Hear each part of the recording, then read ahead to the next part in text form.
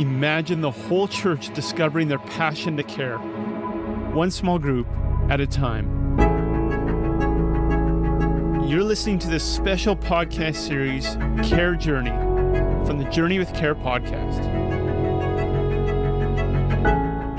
What if you were part of a community that's not just aware of the needs around them, but actively responds with compassion, empathy, and practical support? Over the next 5 weeks, we're going to dive deep into the world of Care Journey.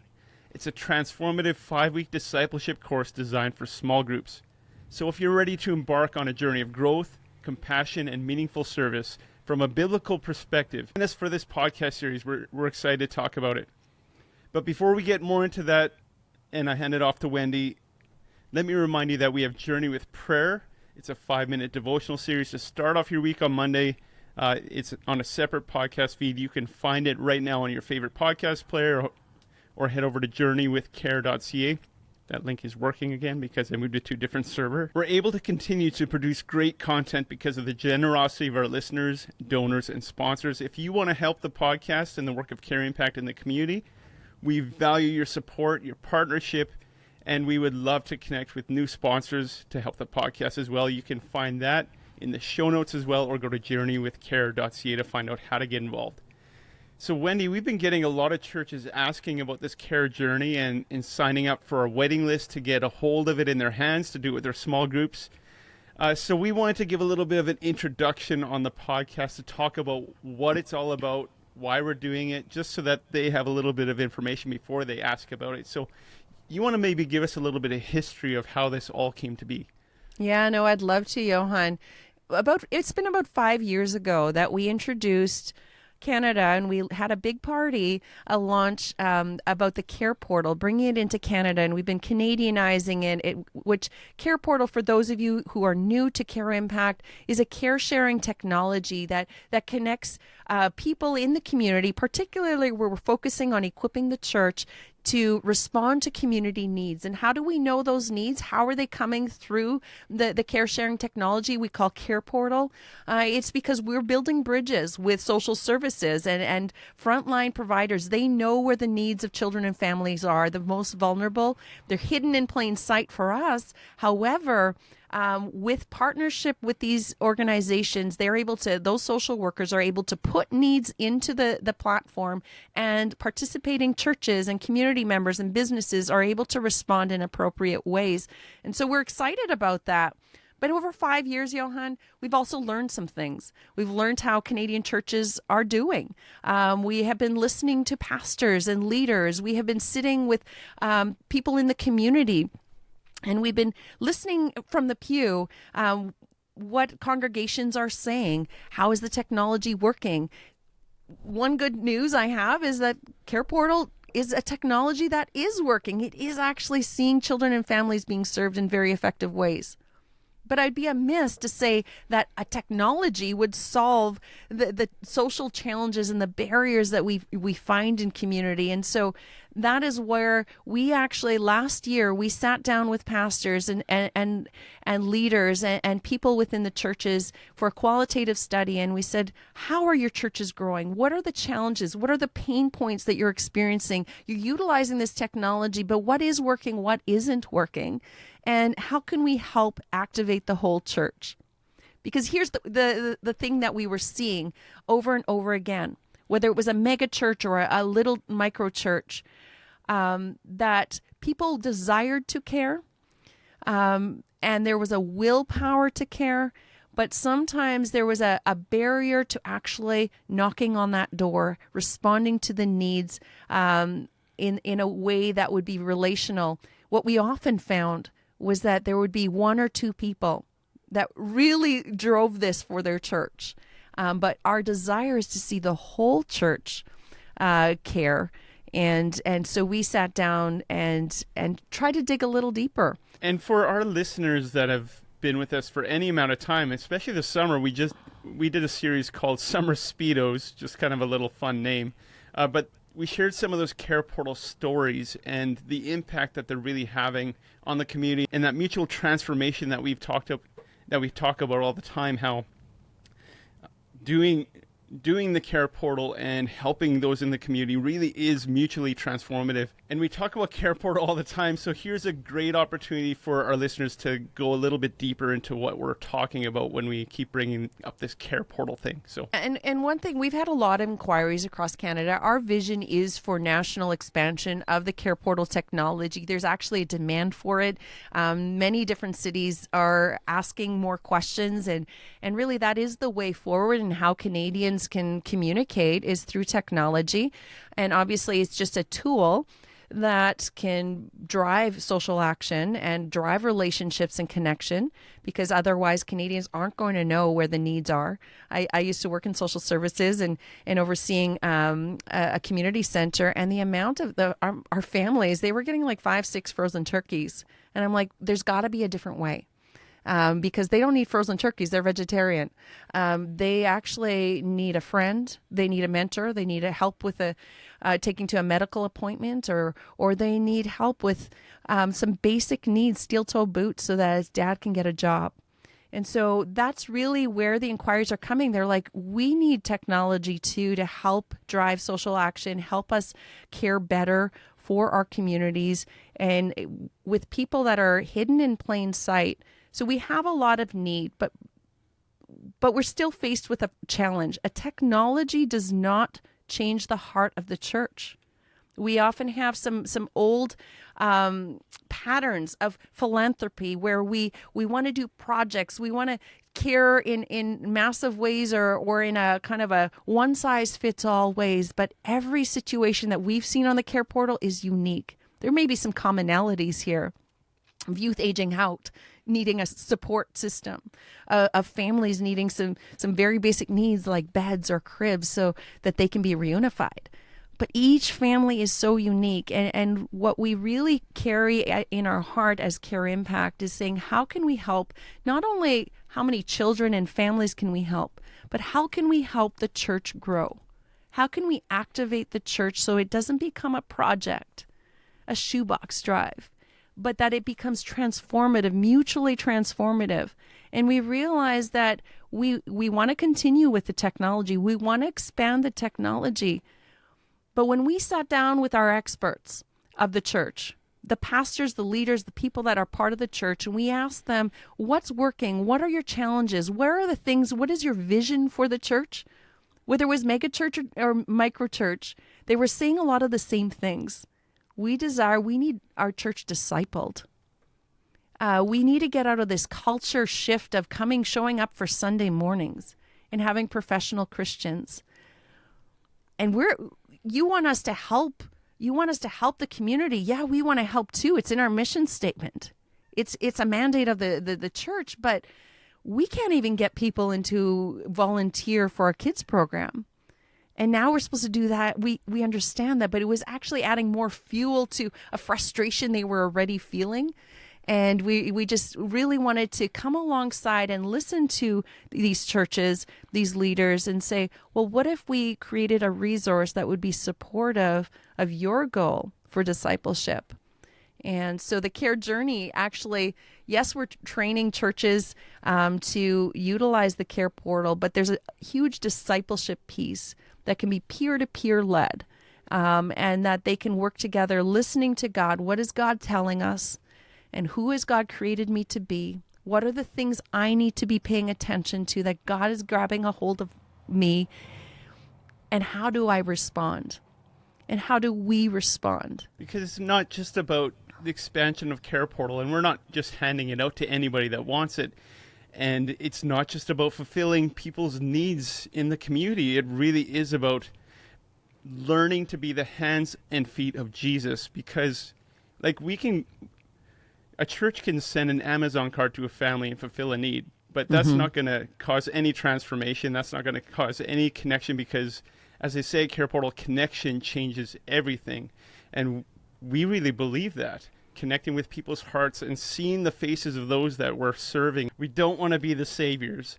We want to be the hands and feet of Jesus. We want to be more like him. We want to be discipled, and we want the church to reflect the heart of Jesus. So that's created this Care Journey. Yeah, and the Care Journey really is good news for all. It's good news for those who are receiving care and timely supports. But let's not miss the fact that it's good news for the church as well. In Matthew 25, when did we see you naked and when did we see you in prison? When did we see you hungry? When we serve others, we actually are experiencing Christ in the community and in how we are treating people with dignity and experiencing God in new and fresh and needed ways within the church. When I ask a congregation, do you want more of Jesus? Of course, hands will go up and say, yes, we want more of Jesus. That's why we're worshiping. That's why we're here this morning. That's why we hunger and thirst after the righteousness of God. And that's why we're listening to the word of God. My challenge for Canada is if you want more of Jesus, yes, continue to seek that place of worship. But we sometimes are seeking the wrong places, and we actually need those in the community that are going through suffering, those that are oppressed and marginalized and going through difficulties to experience Christ, because that's where Christ is. And we need to be learning together and mutually transformed in community.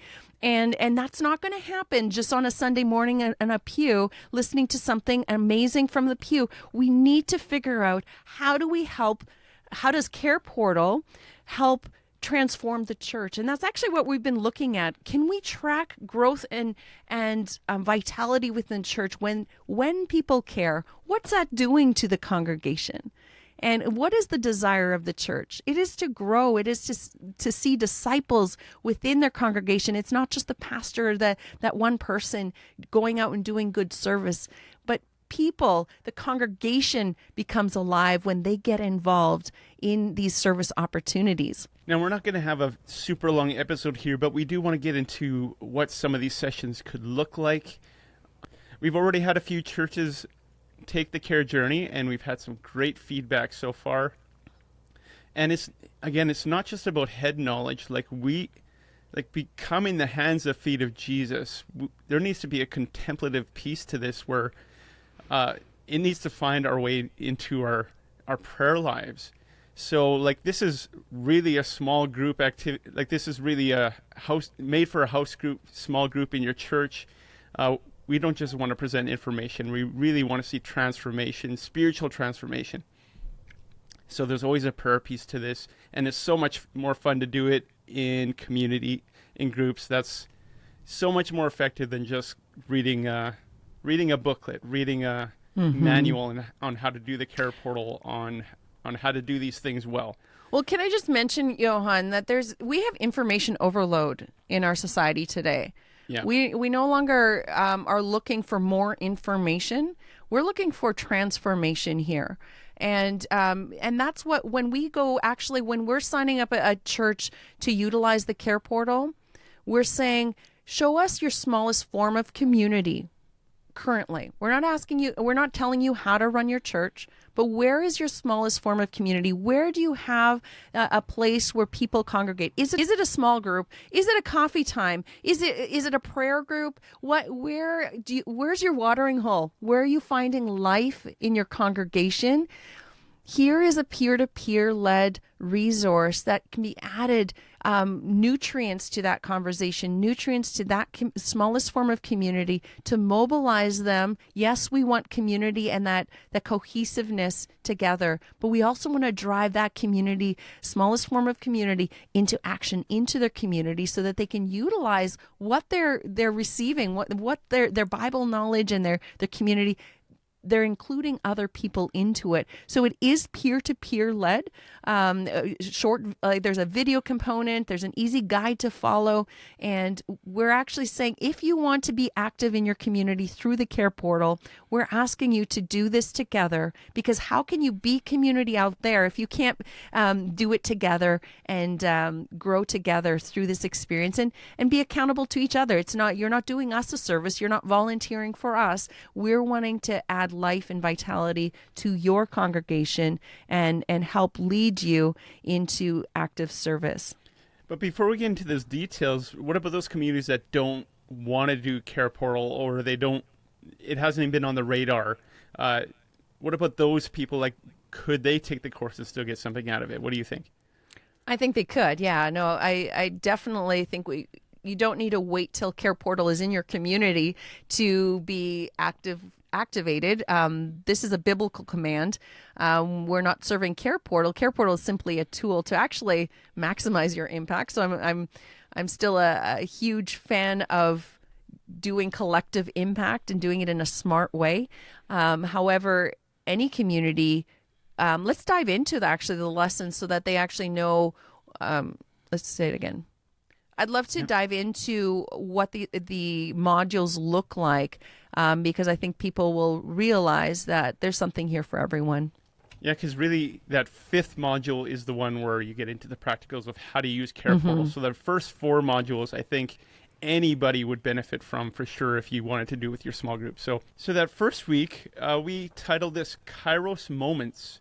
Now, we're not going to go into deep detail of what that means, but you want to give us a quick overview of what Kairos Moments week we're like. looking at how does God interrupt our lives.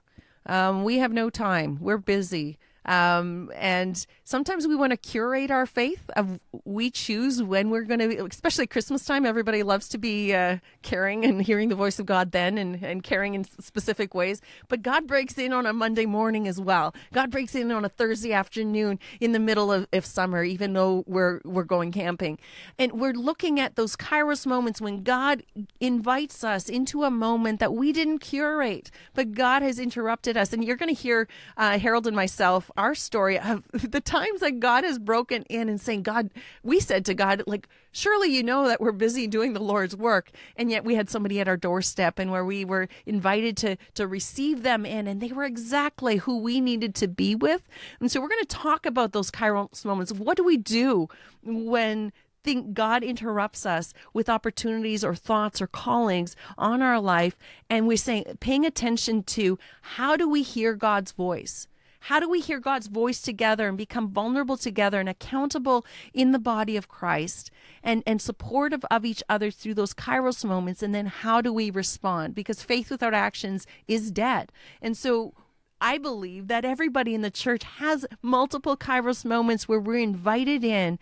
And yes, it's disruptive, but boy, does God work through those moments, and how do we respond? And so you're going to be hearing some stories about that and walking with each other through those opportunities. And we're going to be introducing you to ways that God can break in, even through Care Portal stories, and how do you respond to that?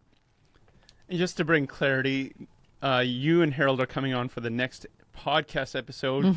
Your story's not shared in that first module, but okay, so what about week number 2? We titled this one Rethinking Poverty. Yeah, so rethinking poverty, I don't know, we often have a preconceived idea of what poverty is. Usually it has to do with financial poverty or resourcing poverty, housing poverty. And all of those are part of it, but we're really unpacking the theology of poverty and suffering and looking at the many ways that we can experience poverty. And really at its core is a relational element, a relational poverty that is more identifiable to everybody in Canada than we actually make it out to be. And let's identify that with our own poverty in the areas that we have deficits as well.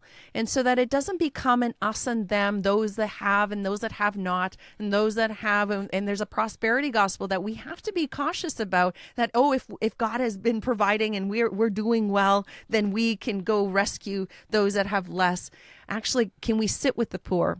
Can we be with and understand our own sense of poverty and grow together more in a mutually transformative way? And we're going to bring groups into that understanding. And we're in this episode, in this series, we're going to actually talk about some stories and introduce you to some poverty training and experiences that you could bring into your congregation. So that's going to be exciting as well. Awesome.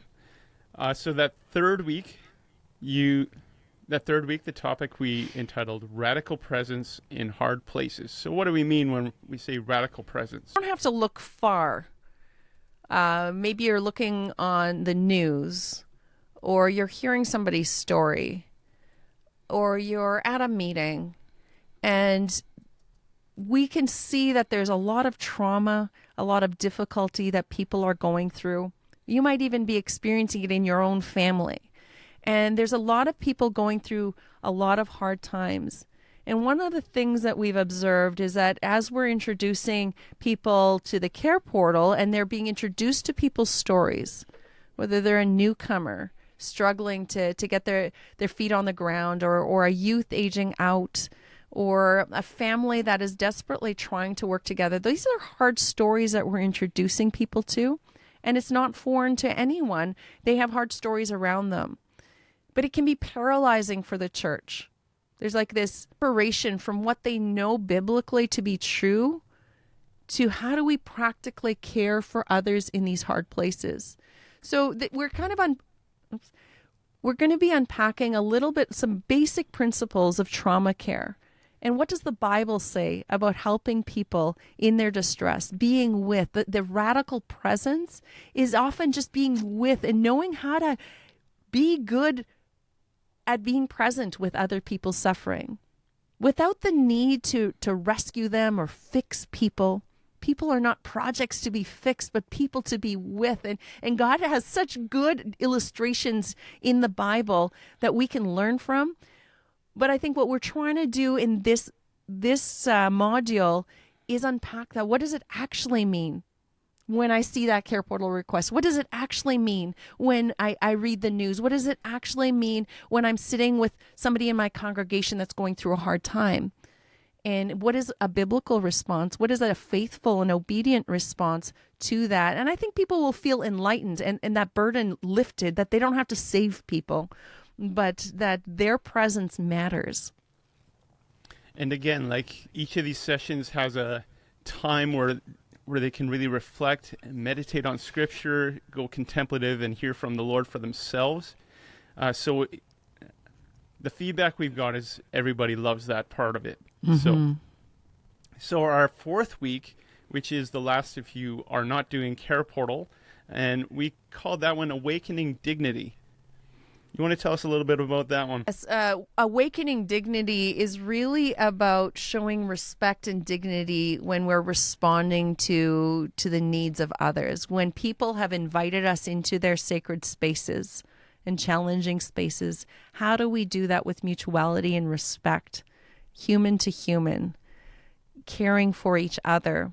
And I think this is an important aspect that we all desire, to give dignity to others.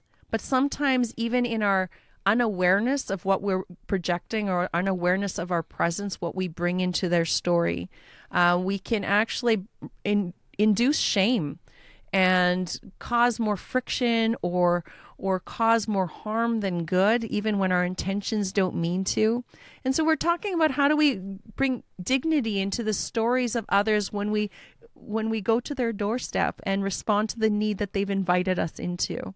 What does it look like to give dignity to social workers who are part of a system much bigger than themselves? And yes, it's imperfect, but how do we show dignity and love and compassion and see the human side of them? How do we show dignity to officials and leaders and show dignity to how do we people well as the church? And I think sometimes we can get into this us and them mentality where we have this church culture where we are really caring and supportive. When you're in the culture, you get it, but it's really hard to integrate into the community, and sometimes it comes out weird and indignifying.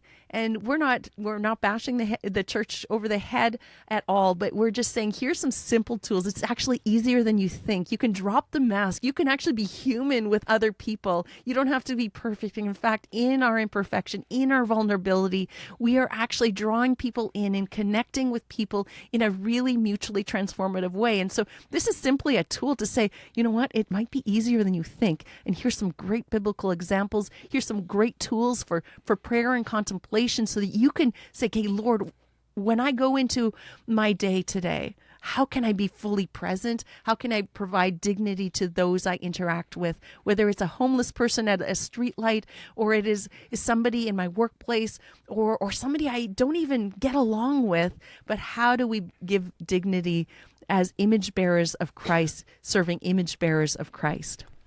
Yeah, because if that knowledge doesn't make it into our daily lives, our prayer lives, our spiritual lives, it's like that seed that falls on that hard ground and just dies and shrivels up, right? So, such an important part of this course. But we do have that practical part of this course where we walk you through the care portal, and this is obviously for those that want to get care portal into their churches. Week 5, we called it Meaningful Care Portal Connections. So what does that look like, Wendi, on that week 5? Practical. We'll bring one of our staff in and work with the congregation, with the small groups that have gone through the training and they are committed to wanting to serve, because faith without actions is dead. So we don't want to just make it oh, that was really nice, that was very powerful, and really not see action. We're actually tracking that and saying, okay, as you've learned these things, how has it actually translated into meaningful compassion in your community? And so for the churches that have said yes to Care Portal, we're saying, can we help activate at the smallest small group level? Can we activate these groups to show acts of kindness and respond to needs through the Care Portal? So the actual module will be very practical. How do you show up? It's like telling my teenager, how do you answer the phone, right? How do you have a phone conversation? We're doing that with churches because we're realizing that while there is a desire to care for the community, there's actually some social skills and social development that needs to happen on a practical level to remove some barriers that people are feeling like, Canadians don't just show up at somebody's door, right? Canadians don't just work with social services. Canadians don't necessarily work across the sectors, but we're saying, you know what, church, you can do this, and we're going to show you how. Don't go by yourself. Here's some best practices. Here's some things to do when you have an encounter with others. Just some very basic things that help people well. And not only that, the technology is working great in Canada, I have to say, and give kudos to the Care Portal team in the US who have partnered with us. We're the first to take it out of the country and into Canada, and the technology works well, but we're teaching congregations how to use technology. You know, everybody knows how to use an Uber app. I think most people do, or Uber Eats, or these technologies that allow us to get food or other products. We know how to use Amazon Prime. That doesn't seem formidable. But sometime within the church, we actually need help to use technology, saying, you mean I could actually in a similar way use an app to be able to see needs in real time in my community? And if I click this button, I can actually be connected with that social worker to coordinate that care so that we can make sure mom gets baby home safe and sound. So we're actually just helping handhold that process so that everybody can care in meaningful ways. It's absolutely brilliant technology. And Care Portal itself, it's amazing that the church actually found a way to connect with social services. Mm-hmm. That is not an easy thing to happen. If any of you work in social services, you know that the church and social services don't tend to work together very closely. So now, I'm really excited about that. And one of the things I've learned about over the 5-year journey, bringing Care Portal, introducing it into Canada, and in seeing how will it respond in different sectors within our Canadian sector, is that social service is ready for it. If it was just for even secular, if social service, it was up to them, we would be rampant across Canada. But we have to go at the pace of relationships in building that, building up the church to be able to respond, to put it on the peripheral, put it in the vision within the church and denominations to say, you know what, we actually have a space here. Child welfare isn't just a government issue or the nonprofit that we give our support to once a year. It's actually the whole church can be part of this caring capacity. And so we're really going at the pace of the local church, and we're going at the pace that local cities across Canada have developed networks. And so one of the joys I get to have right now is working with different city leaders, that they're saying, we have this vision to see our churches work together. We have this vision to see the churches work with the social sector. And so we're going at that pace. And are able to. So the good news is we're able to work with them and give them technology and the training and some of these resources like we're talking about today to help cities take leadership in these same ways. And we're here to walk alongside. And it's the joy of my life is walking alongside city leaders as they're grappling with building these bridges. And that's such a beautiful picture, having the church work side by side with social services to serve the community, to love on people, to help those kids aging out of care, and that mom that is in danger of losing her children because of lack of resources. To church partner with social services so that those things can be alleviated is amazing, like unheard of. And I'm just excited about the future of the church, and that's why we're doing this care journey, right? Well, and the verse that comes to mind when the harvest is plentiful. There's actually ample ways that the church is being invited in to work with across the sectors, to work with children and families and those most vulnerable in our cities. But the workers are few. And that is a challenge to the church that we were sitting with pastors in the beginning saying, what is helping your churches grow? What are some of your frustrations and friction points that prevent the whole church from caring well for their community?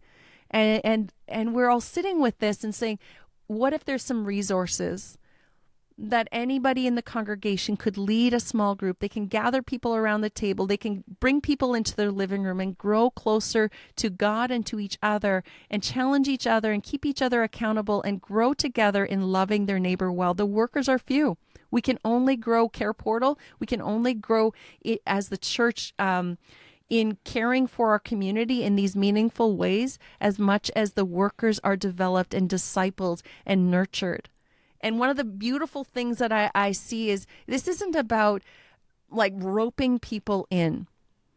When I see somebody that originally was just like a Sunday Christian, and yet all of a sudden they discover those Kairos moments and God is speaking to them and saying, you know what, I've created you in this unique way. I've given you these passions. I've wired you in a specific way. I've created you for community. And when they discover their God-given identity, which is part of this whole care journey process, they light up. They become alive. And I think that's what we want for our congregations. We don't want to just see people out in the communities transformed. We want to see the church revitalized. And that's going to be through discipleship and community. And we want to share those stories right here on the podcast. So we want more churches involved, and we want to see more of those stories encouraging the church to be the hands and feet of Jesus. We don't want this to sound like an infomercial for something we're ramping up to sell or anything. So Wendi, for those churches that want to get their hands on it, we actually made this resource free at the moment. You can go to careimpact.ca/carejourney. No spaces in there. That's careimpact.ca/carejourney. There's a form there to get you on the waiting list for your church. Again, it's no cost. It's no cost unless you want us to get some printed color booklets for you and your group.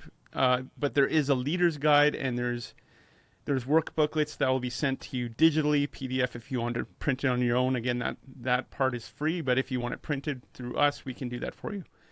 And one of the caveats with that, I'll just add, is that we want to learn with you what is working, what is transforming your group. And so you'll have opportunity for your participants in your small group to be able to give some responses on how it is impacting them. We are wanting to grow this. And so by you utilizing our resources, we also want to be learning with you and from you. And so we would love for your participation. So if you're part of a congregation and you're part of a small group and you're eager to discover how to bring compassion into action, we invite you to follow along in this series. You will be inspired by the stories we share, and possibly you could consider taking the care journey. Thank you for joining another conversation on Journey with Care, where we inspire curious Canadians on their path of faith and living life with purpose in community. Journey with Care is an initiative of Care Impact, a Canadian charity dedicated to connecting and equipping the whole church to journey well in community. You can visit their website at careimpact.ca or visit journeywithcare.ca to get more information on weekly episodes, Journey with Prayer, and details about our upcoming events and meetups. You can also leave us a message, share your thoughts, and connect with like-minded individuals who are on their own journeys of faith and purpose. Thank you for sharing this podcast and helping these stories reach the community. Together we can explore ways to journey in a good way. And always remember to stay curious.